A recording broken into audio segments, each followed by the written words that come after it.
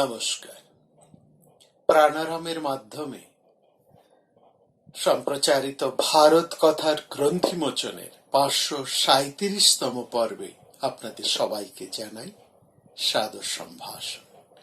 মহামতি অনন্তলালের পরম আশীর্বাদে আমরা শুনে চলেছি প্রতিদিন পূর্ণ ভারত কথা। এই ভারত কথার মধ্যে আমরা শুনছি শ্রীকৃষ্ণ, গুরুরূপী শ্রীকৃষ্ণ, তিনি ঋষিকেশ, তিনি কিভাবে মুষড়ে পড়া পাণ্ডবদেরকে তিনি তৈরি করছেন এক নতুন পাণ্ডবে, উজ্জীবিত করছেন। মুষড়ে পড়া, হতাশায় ভেঙে পড়া, শোকগ্রস্ত, সর্বহারা পাণ্ডবদেরকে তিনি তৈরি করছেন এক নতুন মানুষে, উজ্জীবিত করছেন, পজিটিভনেস আনছেন তাদের মধ্যে। কি করে? কারণ মহাভারত এই মনস্তত্ত্বেরই একটা বিশাল নিদর্শন। Mahabharata is a science of philosophy, science of psychology. এই জিনিসটা কিভাবে আসছে, এই সাইকোলজিক্যাল পজিটিভনেস, এটা মহাভারতের একটা বিশেষ পাঠের মধ্যে আছে। আমরা তারই আলোচনা করছি। গতদিন আমরা আলোচনা করেছি কি করে শ্রীকৃষ্ণ মনের একাগ্রতা তৈরি করলেন পাণ্ডবদের মধ্যে, এবং এবার আমরা আলোচনা করব তিনি কি করে ফোকাস অফ মাইন্ড, মনের সংযোগ, মানুষ সংযোগ তৈরি করছে, তার শিক্ষাটা কি, সেইটাই আমরা এখানে আলোচনা করছি। যখন ফোকাসের কথাটা আসছে, তখন শ্রীকৃষ্ণের এই যে কথায় এখানে আলোচনা হয়েছে, তাতে বলছে এই যে মনঃসংযোগ, দেখুন মনঃসংযোগ নানা রকমের হয়। একটা শিশুর কাছে, একটা ক্রন্দনরত শিশুর কাছে গিয়ে যদি আমরা একটা ঝুনঝুনি বাজাই, সেও খানিকক্ষণের জন্য কান্না ভুলে ওই ঝুনঝুনিটার শব্দ শুনে তারপরে আবার সে কাঁদতে আরম্ভ করে। তার মানে ওই মনঃসংযোগটা হচ্ছে বিক্ষিপ্ত, সাময়িক।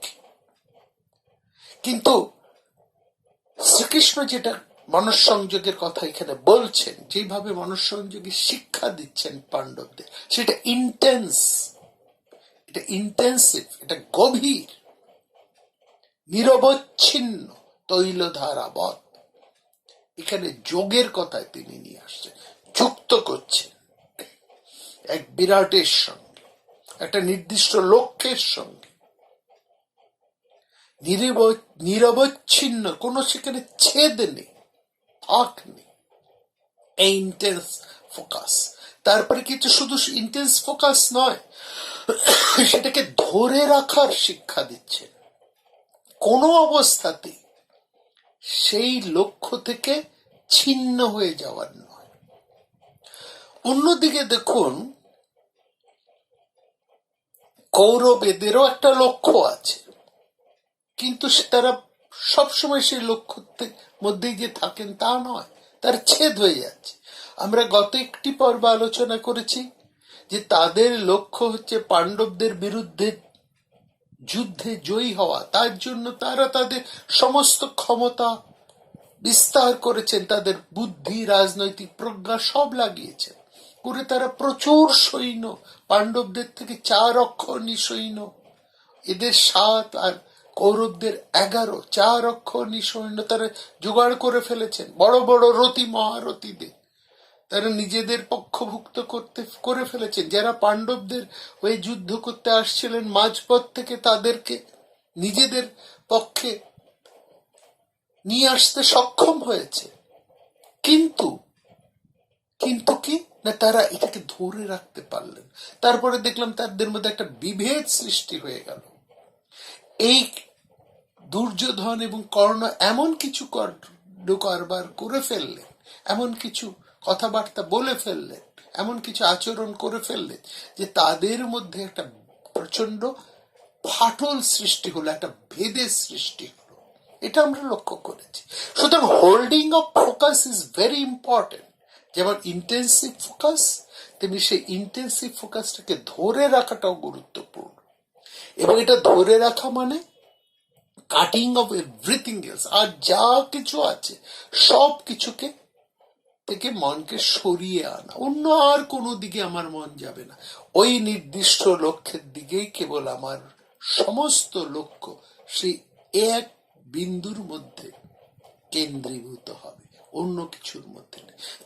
এই ফোকাসটা জন্মাবধি অর্জুনের ছিল, যুধিষ্ঠিরের সেভাবে ছিল না। তিনি সবকিছুকেই দেখছেন সেখানে। মনে আছে সেই পরীক্ষা, দ্রোণাচার্যের পরীক্ষা, গাছের মধ্যে একটা পাখি বসিয়ে সে পরীক্ষা, সেখানে অন্যরা সবকিছু দেখতে পাচ্ছে, পাখির মাথা টাথা গাছপালা সব দেখতে পাচ্ছে। যুধিষ্ঠির তো পাখি ছাপিয়ে চারপাশের লোকজন সবকিছু দেখতে পাচ্ছে, আর অর্জুন কেবলমাত্র পাখির চোখটাকে দেখতে পাচ্ছেন, সমগ্র পাখিটাও না। এটা হচ্ছে তার ফোকাসনেস, এটা তার জন্মগত। আর যুধিষ্ঠির জন্মগত, তিনি সবকিছুকেই দেখতে পান। এবার দেখুন শ্রীকৃষ্ণ, আমরা আগেই বলেছি, গত পর্বে আলোচনা করেছি যে আইকিউ কে চেঞ্জ করা যায় না, কিন্তু ইকিউ কে পরিবর্তন করা যায়। শ্রীকৃষ্ণ সেটাই করলেন। কারো বৃত্তি, কারো সংস্কার, কারো ভাবনা, কারো চিন্তাকে তিনি কোন রকম পরিবর্তন করলেন না। তাদের যা আছে সেটাকেই তিনি রূপকের এতে বদলে দিলেন, পাল্টে দিলেন। কিরকম ভাবে না, অর্জুনের যা আছে সেটাকে তিনি সেভাবেই রাখলেন, তার লক্ষ্যকে স্থির করে রাখলেন। যুধিষ্ঠিরের যা ছিল সেটাকে তিনি কি করলেন না, সবার মধ্যে যুধিষ্ঠির নিজেকে দেখতে আরম্ভ করলেন। আমরা আসবো সেই আলোচনার মধ্যে, এখানে আসবো। এখানে এটাকেই পতঞ্জলি তার যোগর এর মধ্যে খুব চমৎকার করে বলেছেন, এবং মহাভারতের এই পাঠের মধ্যেও আছে। এই যে কুণ্ডলিনী শক্তি সর্পাকারে যেন রয়েছে, এটা একটা যোগ, কনসেন্ট্রেশন। এই কনসেন্ট্রেশনটাই কিন্তু আত্মজ্ঞান বা লক্ষ্যে পৌঁছতে সাহায্য করে, কোয়ালিটি ডেভেলপমেন্ট, কনসেন্ট্রেট করে। এখানে সাপের উপমা, এই যে কুণ্ডলিনী একটা সর্পের সাথে তুলনা করা হয়েছে। কিসের জন্য? সাপের এই লক্ষণটা কি, সেই লক্ষণ সাপের, সাপকে যদি আপনারা ভালো করে লক্ষ্য করেন তাহলে দেখবেন সাপ তার লক্ষ্যের প্রতি, অর্থাৎ তার যে খাদ্য, তার প্রতি সাপ কিন্তু অনেকক্ষণ ধরে সেটাকে লক্ষ্য করতে থাকে, একাগ্রভাবে তাকে লক্ষ্য করে। অর্থাৎ খাদ্য দেখেই সাপ কিন্তু ঝাঁপিয়ে পড়ে না, এটা সাপের বিশেষত্ব। সাপ অনেকক্ষণ দেখে সেই তার লক্ষ্য, তার খাদ্য বস্তু অর্থাৎ যেটা তার লক্ষ্য, তাকে অনেকক্ষণ ধরে স্থিরভাবে তাকে নিরীক্ষণ করে, কনসেন্ট্রেট করে, এবং টোটাল কনসেন্ট্রেটকে সাপ তখন ধরে রাখে তার দিকে। অন্য কিছুর দিকে সাপ তখন আর কোনো দৃষ্টি দিচ্ছে না, সেটা অনেকক্ষণ, সেটা দীর্ঘক্ষণ সময় নেয়, তারপর সেটাকে সে অ্যাকোয়ার করে। এইটাকে পতঞ্জলি তুলে নিয়েছে সর্পাকারে। এই যেটা শ্রীকৃষ্ণের চরম শিক্ষা, intense of focus, holding of focus and cutting of everything else, অন্য সব কিছু থেকে নিয়ে এসো। পতঞ্জলি সেটা কি বলছেন, এই যে আর কিছু সব কিছু থেকে সরিয়ে নিয়ে এসো তোমার চিত্ত বৃত্তিটাকে, ভিতরাগ বিষয়ং বা চিত্তম, অন্য সমস্ত বিষয় থেকে মনটাকে ভিতরাগ করে তোমার লক্ষ্যের মধ্যে অভিনিবিষ্ট করো। ভিতরাগ বিষয়ং বা চিত্তম, এইটাকে বলছে হোল্ড করে রাখো সেটার মধ্যে। অন্যান্য অর্থাৎ আমাদের এই বর্তমান সময়ে আমরা যদি একাগ্র হতে চাই কোনো বিষয় থেকে, তাহলে আমাদের সমস্ত সোশ্যাল মিডিয়া থেকে আমাদের অফ করতে হবে। Off all your focal from social media platform, সবকিছুতে ফোকাস করে তবেই তুমি একটা বিষয়ের মধ্যে মনোনিবেশ করতে পারো। You have to switch off your mobile, you have to switch off your laptop, you have to switch off your social all WhatsApp. কি কোনটা করবেন না, নিজের লক্ষ্যের জন্য যেটুকু দরকার সেইটুকুর জন্যই ওটাকে ব্যবহার করবে। অন্য কিছু সোশ্যাল মিডিয়ার মধ্যে তুমি বিচরণ করবে না। একটাকে ধরে রেখে বাকি সব কিছুকে বাদ দিতে হবে। Give your entire attention, fullest possible attention, তোমার সর্বোত্তম সর্বশক্তি দিয়ে ম্যাক্সিমাম যে অ্যাটেনশন তুমি ধরতে হবে। এটা আমাদের মনে রাখতে হবে। পতঞ্জলি বলছেন এটা তুমি মনে রাখতে হবে। তোমার একটা মাত্র মন রয়েছে, অনেক মন নেই যে এই মনটা দিয়ে আমি এটাকে ধরবো, ওই মনটা দিয়ে ওটাকে ধরবো না। Remember, we have only hour one mind, একটা মন দিয়ে ধরতে। আর সারাদিন যদি আমরা অন্য অন্য কাজ করি তাহলে কাজের সময় আমাদের মন কিন্তু কনসেন্ট্রেট করবে না। জরুরি কাজের সময় মনটা তখন সেই অন্য কাজে যে আমরা ব্যাপৃত হয়েছিলাম তাতে বিষণ্ণ হয়ে থাকবে, তাতে আচ্ছন্ন হয়ে থাকবে। আমার জরুরি যে কাজটা সেই সময় মন কিন্তু আর একাগ্র হবে না। সুতরাং এটা এই শিক্ষাটা কৃষ্ণ দিচ্ছেন তাদেরকে মনের মধ্যে, concentrate even your everyday work. তিনি সহদেবকে সেই বৃত্তির মধ্যেই নিজে নিযুক্ত রাখছে, তোমার সেবা বৃত্তি, তার মধ্যেই তুমি অ্যাটেন্টিভ হয়ে থাকো। নকুলের যে বৃত্তি, বৈশ্যবৃত্তি, তার মধ্যেই তাকে অ্যাটেন্টিভ হয়ে রাখছেন। যুধিষ্ঠিরের যে ব্রাহ্মণ্য বৃত্তি, তার মধ্যেই তাকে অ্যাটেন্টিভ হয়ে রাখছেন। তোমার কন্ট্রোল করো ওটাতে, তার সমস্ত মনটাকে তুমি যাহা তোমার ভালো লাগে তাতেই ফুল অ্যাটেনশন তুমি দাও। কি করে আমি এই মনটাকে ফোকাস করব, ফোকাসে আমার মাউন্ট করব, এইটাই কৃষ্ণের হচ্ছে চমৎকার শিক্ষা যোগে। যেটা বলছেন এটা কি, এই যে যোগ, এই যে অ্যাটেনশন, এই যে ফোকাস অফ মাইন্ড, এটা কি জিনিস? বলছে এটাই হচ্ছে সাধারণ মানুষের, মানে সাধারণ মানুষের সঙ্গে একজন বড় মানুষের পার্থক্য। একজন আনসাকসেসফুল লোকের থেকে একজন সাকসেসফুল লোকের পার্থক্য, difference between ordinary person and the great person. মানে তার যার ডিগ্রি অফ ফোকাস যত বেশি, যার মানুষ সংযোগের ক্ষমতা যত বেশি, সে তত বড় মানুষ। শ্রীকৃষ্ণ প্রত্যেকটা পাঞ্জাব ভাইকে তাদের বৃত্তি অনুসারে তাকেই সেখানে অভিনিবিষ্ট করে রেখেছে।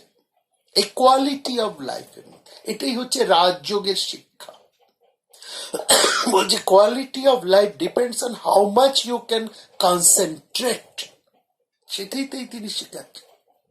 পতঞ্জলি সেখানে তাই বলছে, যা ভালো লাগে তোমার তাতেই তুমি ফুল কনসেন্ট্রেট করো, তাতেই তুমি ফুল অ্যাটেনশন দাও, যেটা তোমার মূল লক্ষ্য, যেটা তোমার ভালো লাগে। যথাভিমত ধ্যানত বা মানে অভিষ্ট যে কোনো বিষয়ে ধ্যান করলেই চিত্ত স্থির হয়। চিত্তকে স্থির করাই হচ্ছে প্রথম অ্যাটেনশনের একমাত্র শর্ত। চিত্ত বিক্ষিপ্ত হতে হবে, চিত্তকে স্থির করতে হবে। যা তোমার ভালো লাগে তার মধ্যেই তুমি ফুল কনসেন্ট্রেট করে রাখো। এইভাবে তিনি যুধিষ্ঠিরকে কিন্তু বলেননি কৃষ্ণ এসে তুমি ব্রহ্মণ্যই থেকে সরে এসে এই যুদ্ধ চালনা শেখো। অর্জুনকে তিনি বলেননি যে তুমি ওই যুদ্ধ চালনা অস্ত্র শিক্ষার থেকে সরে এসে তুমি জ্ঞান পাঠের মধ্যে বসো না। ভীমকেও তিনি তার ওই বৃত্তির থেকে সরিয়ে আনেননি, নকুলকেও নয়, সহদেবকে নয়। তাদের যেটা ভালো লাগে তার মধ্যেই তাকে অভিনিবিষ্ট করে রেখেছে, অর্থাৎ চিত্তকে তিনি স্থির করাচ্ছেন। তারপর ওই স্থির চিত্তকেই তিনি লক্ষ্যবদ্ধ করে দিচ্ছেন। স্থির চিত্ত হলে এইবার এটা হচ্ছে তোমার লক্ষ্য, এটা হচ্ছে তোমার লক্ষ্য। এই জায়গা থেকে স্থির চিত্ত মনকে তিনি তার লক্ষ্যের দিকে ধরে নিয়ে আসছেন। কোনো তাড়াহুড়ো নেই, কোনো কিছু আলাদা করে চাপিয়ে দেওয়া নয়।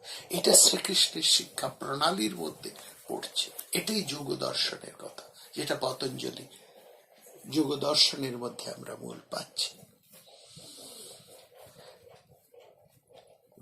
এবার কিরকম হয়, কেন এটা করছেন? বুঝছেন, যদি এরকম না করতেন শ্রীকৃষ্ণ, কি হতো? দেখুন, সাধারণ আমাদের সামনে যখন কোন একটা বিরাট চ্যালেঞ্জ আসে, তখন মানুষ কি করে? মানুষ দেখে যে এটা কি আমার ক্ষমতার মধ্যে আছে, এই চ্যালেঞ্জটা অ্যাকসেপ্ট করার আমার ক্ষমতার মধ্যে আছে, আমি কি পারবো? যদি সে দেখে যে এটা আমার ক্ষমতার বাইরে, তাহলে সেটা তার কাছে একটা প্রেশার, এটা তার কাছে একটা বিরাট চাপ হয়ে আসে। প্রশ্ন তুলছেন পাণ্ডবেরা, যুধিষ্ঠির, নকুল, সহদেব, কখনো কখনো অর্জুন, ভীম, তারা ধৈর্য হারিয়ে ফেলছে। কেন তারা ধৈর্য হারিয়ে ফেলছে? কারণ তাদের কাছে একটা চাপ তৈরি হচ্ছে, আমরা কি পারবো ওই লক্ষ্যটা পর্যন্ত পৌঁছতে? আমরা 12 বছর ধরে যদি এখানে বনবাসে পড়ে থাকি, তাতে আমাদের আয়ু নষ্ট হবে। এক্ষুনি কেন আমরা ঝাঁপিয়ে পড়ছি না? যুধিষ্ঠির বাদে আর সবাই ঝাঁপিয়ে পড়তে চাইছে। শ্রীকৃষ্ণ বলছেন, হ্যাঁ নিশ্চয়ই, যুদ্ধ আমাদের করতেই হবে। আমাদের যা লক্ষ্য, আমাদের রাজ্যের, তাকে উদ্ধার করতেই হবে। এটা ক্ষত্রিয়ের ধর্ম, ছেড়ে দেওয়া যাবে না। অন্যায় যা হয়েছে, অন্যায়ের প্রতিবাদ, সে অন্যায়ের প্রতিবাদ করতে হবে, অন্যায়ের জন্য আমাদের যুদ্ধ করতে হবে, কিন্তু নির্দিষ্ট সময়। আগে তুমি তোমার শক্তিকে অর্জন করো, তারপরে যুদ্ধের জন্য ঝাঁপাও। এই কন্ট্রোল, তাদের মধ্যে একটা কন্ট্রোল নিয়ে এলেন এবং তাদের কি করলেন? এই যে বিরাট চাপটাকে থেকে তিনি টুকরো টুকরো করে ভেঙে দিলেন, স্ক্যাটার্ড করে দিলেন, একটু একটু করে। তুমি এখন এইটুকু করো। অর্জুনকে বলছে, তুমি এই অস্ত্র শিক্ষানো, এই অস্ত্রের এগুলো লাভ করো। ভীমকে তিনি আরো ভাবে পরিশীলিত করছেন, দ্রৌপদীকে তিনি আরো খানি সংযত করে দিচ্ছেন, যুধিষ্ঠিরের মধ্যে সে স্থিতপ্রজ্ঞতাকে তিনি নিয়ে আসছেন, একটা অন্যরকম যুধিষ্ঠিরকে পরিণত করে দিচ্ছেন। রাষ্ট্রের যুধিষ্ঠির আর কুরুক্ষেত্রের যুধিষ্ঠির এক যুধিষ্ঠির নন। রাজসভার যুধিষ্ঠির আর উদ্যোগ পর্বের যুধিষ্ঠির এক লোক নন। তিনি অনেক পাল্টে গেছেন। তার সেই সময়ের কথা আর এই সময়ের কথা দেখুন। তিনি যখন সঞ্জয়ের কাছে যুধিষ্ঠির যে কথাগুলো বলছেন, আর সেই যুধিষ্ঠিরের যে কথা তিনি কৃষ্ণের কাছে বলছেন রাজসূযুগে, আমি কি পারবো? যখন নারদ এসে তাকে নানান ধরনের উপদেশ দিচ্ছে, সেই সময়কার যুধিষ্ঠির আর এখনকার যুধিষ্ঠির কত ধীর স্থির, কত সংযত। এবং শুধু তাই না, তিনি আত্মশক্তিতে কতটা উদ্বুদ্ধ। সঞ্জয়কে তিনি কেমন কথা বলছেন, সঞ্জয় চমৎকৃত হয়ে যাচ্ছেন, আশ্চর্য হয়ে যাচ্ছেন। তিনি নতুন করে চিনছেন এই যুধিষ্ঠিরকে, নতুন করে তিনি চিনছেন অর্জুনকে, ভীমকে। এই পাণ্ডবদেরকে তিনি আগে দেখেননি। This is the lesson of Shri Krishna. তিনি তাদেরকে এইভাবে শেখাচ্ছেন। এখানেই তিনি হচ্ছেন ঋষিকেশ। এইটা কি হয়, কিভাবে তিনি করলেন? না, তিনি ব্যক্তিগতকে তিনি সমষ্টিগত বৃহতের মধ্যে তিনি ছাপিয়ে দিলেন। এই যে রাজ্য তাদের কেড়ে নেওয়া হয়েছে পাণ্ডবদের, লক্ষ্য করুন, পাণ্ডবদের রাজ্য, পাণ্ডবদের ব্যক্তিগত রাজ্য, কৌরবদের ব্যক্তিগত রাজ্য। কৌরবরা ছল চাতুর করে পাণ্ডবদের সমস্ত সম্পদ হরণ করেছে, দিয়ে তারা আর দিচ্ছেন না। কিন্তু পাণ্ডবদেরকে শ্রীকৃষ্ণ কিভাবে মোল্ড করলেন, কি শিক্ষা তিনি নিয়ে এলেন? সেখানে তিনি দেখলেন যে এইটাকে তিনি বললেন তোমাদেরকে যুদ্ধ করতে হবে, কিন্তু যুদ্ধের আগে তিনি শব্দটা কি বসালেন? ধর্মযুদ্ধ। It is not for yourself, এটা তোমার জন্য তুমি যুদ্ধ করছো না। এই যুদ্ধটা তোমার ব্যক্তিগত লাভ এর যুদ্ধ নয়, ব্যক্তিগত স্বার্থের যুদ্ধ নয়। এই যুদ্ধটা তুমি করছো ধর্মের জন্য, ন্যায়ের জন্য, নীতির জন্য, বৃহৎকার। এতে তোমার কোনো ব্যক্তিগত লাভ হয় লোকসানের প্রশ্ন নেই। তাহলে তাদেরকে সেলফিশনেস থেকে, সেলফ ইন্টারেস্ট থেকে আসে সেলফিশনেস। সেই সেলফ ইন্টারেস্ট থেকে তাকে তিনি সরিয়ে দিলেন একটা ওয়াইডার গ্রেটার আসপেক্ট, বৃহৎ স্বার্থে তিনি সরিয়ে দিলেন, আনসেলফিশনেস। সেলফিশনেস যখন থাকে তখন সেটা হচ্ছে ন্যারো মাইন্ডনেস, সেখানে থাকে টেন্স। কারণ আমি পাবো তো। আমরা দেখুন, আমরা ধৃতরাষ্ট্রকে দেখছেন, তিনি শোকে ভয়ে উন্মত্ত আচরণ করছেন, কখনো ঘুমোচ্ছেন, কখনো ঘুম তার হচ্ছে না, কখনো তিনি ঘুম ভেঙে যাচ্ছেন, অস্থির হচ্ছেন। রাতের বেলা তিনি বিদুরকে ডেকে নিয়ে আসছেন, অমুকের উপদেশ শুনছেন, তার কথা শুনছেন। এই দীর্ঘ সময় ধরে তিনি নানা কথা শুনেছে, কিন্তু তার মন শান্ত হচ্ছে না। তিনি অস্থির, চঞ্চল, তিনি মোহগ্রস্ত হয়ে আছেন। কারণ তার সেলফ ইন্টারেস্ট, তার লোভ, তার গ্রিড, তার অ্যাংজাইটি, তার ফিয়ার, এবং সেখান থেকে তার ফ্রাস্ট্রেশন আসছে। কিন্তু পাণ্ডবেরা শান্ত, স্বচ্ছ, শান্ত সরবলের মতন তারা রয়েছে। সেখানে এতটুকু কম্পন নেই, কারণ তারা কেউ ব্যক্তিগত লাভের জন্য যুদ্ধ করছেন না। এই Krishna, they have mould their self interest to a greater interest. তিনি তাদের কাছে যুদ্ধটা, কৌরবেরা যুদ্ধ করছেন তাদের নিজস্ব স্বার্থ রক্ষার জন্য, আর পাণ্ডবেরা যুদ্ধ করছেন এক বৃহৎ ধর্ম প্রতিষ্ঠার জন্য। এইটাই হচ্ছে শ্রীকৃষ্ণের মোল্ড করে দিয়েছেন পাণ্ডব। এটাই হচ্ছে শ্রীকৃষ্ণের লেসন বা শিক্ষা। তিনি পাণ্ডবকে এইভাবে তৈরি করছেন। সুতরাং পাণ্ডবেরা হচ্ছে টেন্স ফ্রি। তাদের কম শক্তি, কম না বেশি, তাদের পক্ষে অনেক বেশি না। তারা তাদের লক্ষ্যে স্থির, তারা তাদের ধৈর্য অবিচল, এবং তারা আত্মপ্রত্যয়ী। কারণ তাদের মধ্যে কোনো সেলফিশনেস নেই,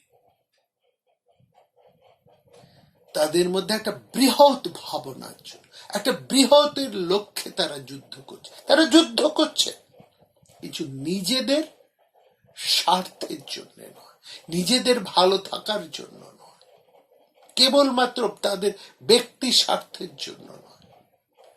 তাদের যুদ্ধ হচ্ছে ধর্মের যুদ্ধ। এই যুদ্ধ অবশ্যই করতে হবে, এবং সেই জন্য এই ধর্মযুদ্ধে প্রাক্কালে গীতার মতন একটা দর্শনে গীতার মতন একটা দর্শনকে আমরা লাভ করেছি। ওই দর্শন এসেছে কারণ পাণ্ডবরা ওই শক্তিতে উদ্বুদ্ধ। They have molded themselves to that lesson. সেই জন্য সেখানে গীতা উচ্চারণ হতে পেরেছে, গীতার পটভূমিকা সেখানে রচিত হতে পেরেছে। এটা হচ্ছে বড় কথা। সেখানে এইটাকে কি বলছেন পতঞ্জলি এখানে বলছেন যে পাণ্ডবদের মধ্যে রয়েছে তপ, সাধ্যায়, ঈশ্বর প্রণিধান। আর কৌরবদের মধ্যে কি রয়েছে? অবিদ্যাদি পঞ্চক্লেশ। পাঁচটা পঞ্চক্লেশ কি আছে? অবিদ্যা, অস্মিতা, রাগ, দেশ এবং অভিনিবেশ। অভিনিবেশ মানে মরণ ভয়। এই পঞ্চক্লেশ রয়েছে।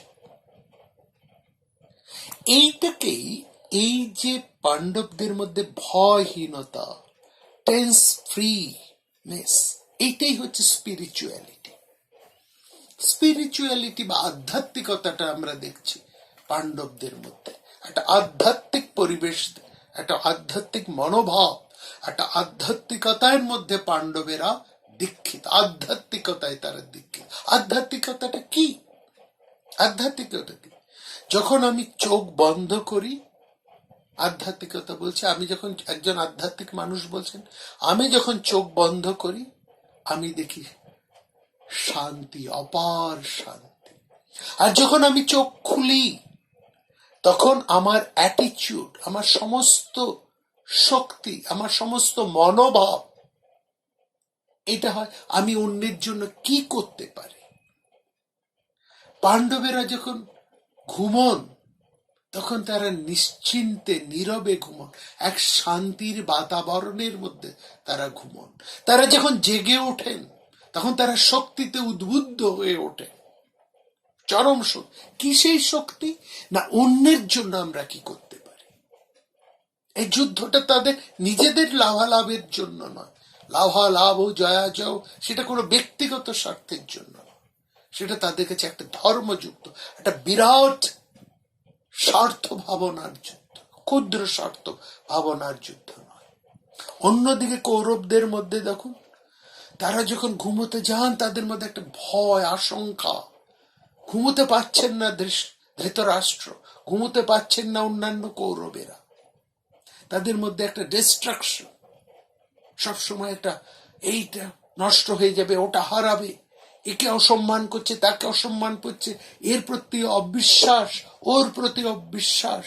এই অবিশ্বাসের বাতাবরণের মধ্যে নিজেদের মধ্যেই নিজেরা ভেদ সৃষ্টি করে ফেলছে। এত বড় শক্তি কেবলমাত্র সন্দেহ আর অবিশ্বাসের মধ্যে টুকরো টুকরো হয়ে যাচ্ছে। কর্ণ ভীষ্মের মরণ কামনা করছেন, বলছেন ও না বুড়ো না মরা অব্দি আমি যুদ্ধে অস্ত্র ধরব না। দুর্যোধন সমস্ত কুরু শক্তি প্রধানদেরকে, এমন রাজাদেরকে পর্যন্ত তিনি অবজ্ঞা করছেন, বলছেন আমি কর্ণের শক্তিতে যুদ্ধ করবো, আমি কর্ণ আর দুঃশাসনের শক্তিতে যুদ্ধ করতে নেমেছি। কি কথা বলছেন এরা? তার মধ্যে শকুনির ক্রূর হাসি, কর্ণের বৃথা স্ফালন, এইসবই আমরা লক্ষ্য করছি। সেলফলেসনেস, তাদের মধ্যে শুধু স্বার্থ স্বার্থ। শকুনির একটা নিজস্ব স্বার্থ, কর্ণের একটা নিজস্ব স্বার্থ, ধৃতরাষ্ট্রের ব্যক্তিগত স্বার্থ, দুর্যোধনের ব্যক্তিগত স্বার্থ। সেখানে কেউ বৃহৎ স্বার্থের মধ্যে উদ্বুদ্ধ নন। সেটাকে ধর্মযুদ্ধের মধ্যে তাদেরকে ফেলা হচ্ছে না। তাদের মধ্যে কোনো নীতি, নিয়ম, শৃঙ্খলা এসব কিছু আসছে না। তপস্যা নেই, সাধ্যায় নেই, ঈশ্বর প্রণিধান নেই তাদের মধ্যে। তাদের মধ্যে রয়েছে অবিদ্যা, অস্মিতা, রাগ, দেশ এবং মরণ ভয় বা অভিনিবেশ। তাদের মধ্যে কোনো ভালোবাসা নেই। পাণ্ডবদের মধ্যে একটা রয়েছে ভালোবাসার বন্ধনে তারা বন্ধিত করছে। এইখানে প্রেম আসছে। এই সমস্ত কিছুর মধ্যে শ্রীকৃষ্ণ পরস্পরের মধ্যে একটা ভালোবাসা নিয়েছে, একটা প্রেমের সঞ্চারণ করছে, একটা ভালোবাসার বন্ধনে পরস্পর আবদ্ধ হয়ে আছেন পাণ্ডবেরা। একটা ভালোবাসার বন্ধনে কুন্তী তার সমস্ত সন্তানদেরকে আবদ্ধ করে রেখেছে, যেটা গান্ধারী রাজমাতা হয়েও পাচ্ছেন না। অত ঐশ্বর্যের মধ্যেও তিনি ভালোবাসার বন্ধনে তার ছেলেদেরকে বাঁধতে পারছেন না। এখানে ভালোবাসা রয়েছে। একজন মা, তার সারাদিন তারা নানা কাজ করেন, কিন্তু তার লক্ষ্য থাকে তার সন্তানের প্রতি। সন্তানের কথা চিন্তা করেই তিনি সব কাজ করে যান। যেমন যশোদা সকাল থেকে রাত অব্দি নানা কাজ করে যাচ্ছেন, কিন্তু সমস্ত কাজের লক্ষ্য হচ্ছে সেই এক তার সন্তান কৃষ্ণের প্রতি। এটাতে কৃষ্ণ ভালো থাকবে, এটা কৃষ্ণ পছন্দ করে, এইভাবে করলে কৃষ্ণ খুশি হবে, অমুকটা কৃষ্ণের জন্য করে রাখে, সব কিছু তার কৃষ্ণময়। পাণ্ডবদেরও সমস্ত কিছু ওই ভালোবাসায় কৃষ্ণময়। সেখানে তিনি সেখানে সখা, গুরু, পরম, তিনি তাদের জীবন রথের সারথী। সেখানেই আসছে ভক্তি, সেখানেই আসছে ডিভোশন, এবং তার ফলে তাদের ফোকাসটা কৃষ্ণের প্রতি। পাণ্ডবদের ভক্তি আছে, শ্রদ্ধা আছে, ভালোবাসা আছে, ফলে তাদের ফোকাসটা খুব সহজ হচ্ছে। আর উল্টো দেখে কৃষ্ণকে বিশ্বাস করেন না কৌরবেরা। দুর্যোধনের কৃষ্ণের প্রতি কোনো শ্রদ্ধা নেই। এই যে কৃষ্ণের কথা এখন শোনাতে বসবো, ধৃতরাষ্ট্র শুনবেন, কিন্তু কৃষ্ণের প্রতি তার সেই ভক্তি সব। তিনি সঞ্জয়কে সরাসরি জিজ্ঞেস করে বসলেন, তুমি কৃষ্ণকে এইভাবে দেখছো, আমি অথচ দেখতে পাচ্ছি না কেন?